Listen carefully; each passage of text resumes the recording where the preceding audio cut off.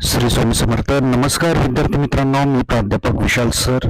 तर बघा, 10वी-12वी बोर्ड विद्यार्थ्यांसाठी एक आनंदाची बातमी समोर आहे. ती कुठली आहे, काय आहे, याआधी चॅनलवर नवीन असताल तर चॅनलला सबस्क्राईब करा आणि बेल आयकॉन नक्की प्रेस करा.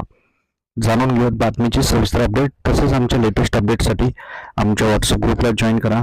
त्या ठिकाणी तुम्हाला सर्व 10वी-12वीच्या बोर्डाच्या प्रश्नपत्रिका, त्याचप्रमाणे IMP प्रश्न मिळतील.